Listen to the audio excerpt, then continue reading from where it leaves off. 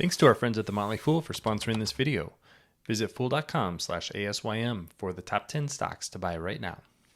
Peloton is going through a major shift in its strategy, and I think a great comparison to what it's going through right now is Netflix.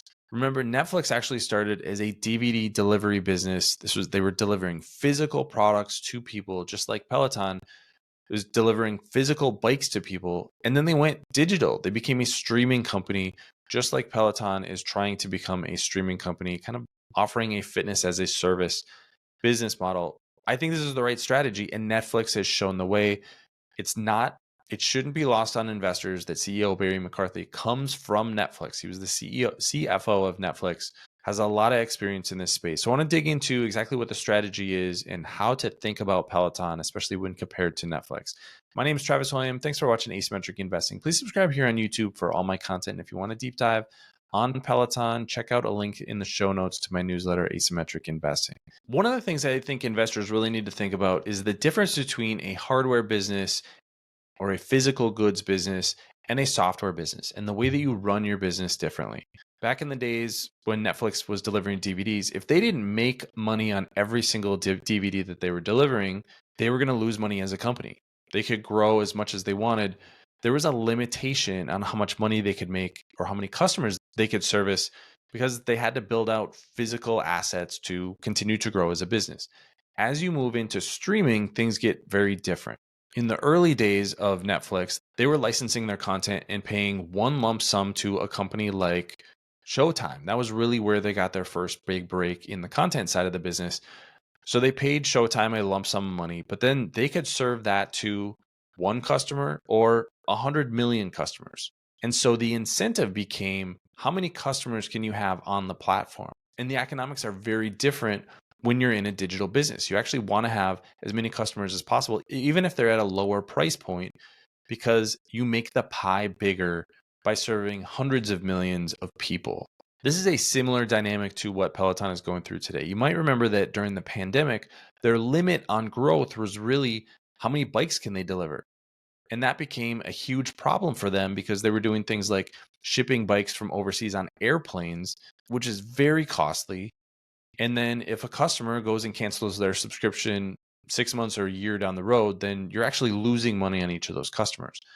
What Peloton has done recently is transition its business to a streaming model where they're trying to get people to sign up for the app, not necessarily buy a bike or a treadmill or a rower.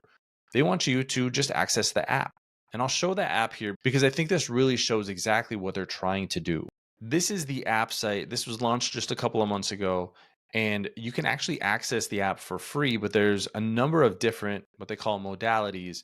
You see a few of those here: strength, meditation, yoga, stretching, cardio, cycling, running, walking, rowing, outdoor. So a lot of different things that you can do. And this is leaning into the fact that customers who are signing up for Peloton maybe don't want to just bike. Maybe they also want some strength workouts. Maybe they want something to listen to when they're outdoors walking or running. So that is exactly how the app is starting to work. They're redesigning some pieces of the app, but you can see that from a top of funnel perspective, you can now get in for free. There are a handful of workouts that are available for free on the app.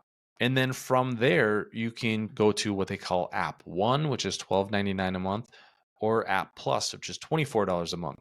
Again, very much like Netflix, this is a little bit like their pricing tiers where you start with a low price point. This would be the ad supported example.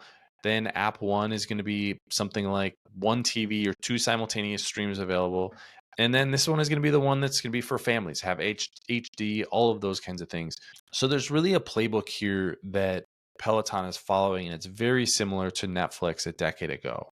The other thing that's key to this strategy is it working on multiple devices. Like I said earlier, you don't need to have a Peloton bike or treadmill. You can do this on your phone, on a tablet, on a computer, on a TV, using your watch. There's even the ability to use these at the gym. So a lot of different compelling ways to use the Peloton app and the content that they have available. The question for Peloton is going to be, is there enough demand for a product like this, like there is for streaming TV? I think it was pretty clear that Netflix was riding a lot of tailwinds in streaming TV. They didn't have a lot of competition, which is very similar to Peloton today. Peloton doesn't have a lot of competition in the streaming workout space. Is it possible that they're going to have 5 million subscribers 10 years from now, or 10 million or 20 million. That really determines the upside from an investment perspective. And I don't think we have a good answer for that, how big that funnel is or the business is. But I do think these price points are very interesting. App access to hundreds of different workouts starts at $24 a month. If you're looking at any sort of boutique gym or high-end gym, you're looking at multiples of that. In many cases, in excess of $100 a month just for access to the gym. And that may just be one of those modalities. That may just be yoga or Pilates or strength.